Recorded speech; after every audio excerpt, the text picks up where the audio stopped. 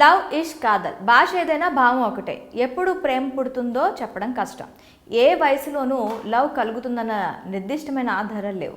కానీ ఈ రోజుల్లో ఇద్దరి ప్రేమికుల మధ్య వయసు తేడా భారీగా ఉంటుంది. అందుకు నిదర్శనమే ఇటీవల జరిగిన కొన్ని సంఘటనలు. ఏజ్లో తనకన్నా చాలా పెద్దదైన అమ్మాయిలను ప్రేమించి పెళ్లి చేసుకుంటున్నారు యువకులు.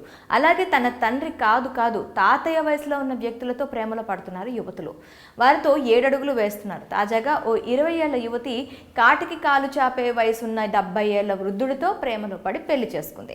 ఈ ఇద్దరు దండలు మార్చుకున్న వీడియో ఒకటి నెట్టింట్లో చక్కర్లు కొడుతుంది. దీన్ని చూస్తే ప్రేమ గుడ్డిది అనిపించక మానదు. ఇంతకు ఆ వీడియోలో ఏముందంటే 70 ఏళ్ల వృద్ధుడు 20 ఏళ్ల యువతి మెడలో దండలు వేస్తున్నట్లు కనిపిస్తుంది. అలాగే పలుమార్లు ఒకరి మెడలో మరొకరు పూలమాలలు మార్చుకుంటున్నారు. ఇందులో యువతి ఆనందంగా ఉండడం చూస్తుంటే ఆమె ఇష్ట ప్రకారమే ఈ పెళ్లి జరిగినట్లు కనిపిస్తుంది. వరుడు ఎదురుగా నిలబడి సిగ్గులు మొగ్గవుతుంది వధువు.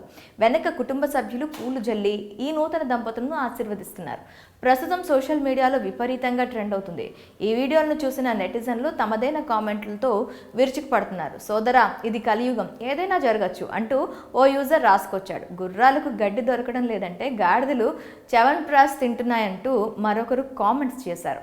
ఆ వృద్ధుడు తన ఆస్తంతా కట్నంగా ఇచ్చాడు అని మరో నెటిజన్ కామెంట్ చేశాడు. అయితే ఈ మధ్య కాలంలో కొంతమంది ఫేమ్ అయ్యేందుకు ఇటువంటి వీడియోలు చేసి వార్తల్లో నిలుస్తున్నారు.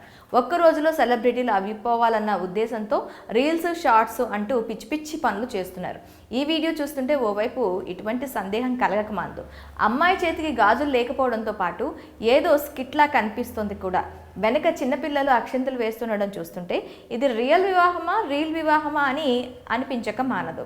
ఒకవేళ నిజమే అయితే ఇక యువకులు కుళ్ళుకోవాల్సిందే. పెళ్లి చేసుకునేందుకు ఆడపిల్లలు దొరకడం కష్టంగా మారిపోతున్న ఈ తరుణంలో తాత వయసున్న వ్యక్తులతో అమ్మాయి ప్రేమ పెళ్ళిళ్ళు చేసుకుంటే బ్రహ్మచారుల పరిస్థితి ఏం కావాలో చెప్పండి. మరి ఈ వీడియోలో జరిగింది రియల్ అనుకుంటున్నారా, లేదా మీకు కూడా డౌట్స్ వస్తున్నాయా? కామెంట్స్లో తెలపండి.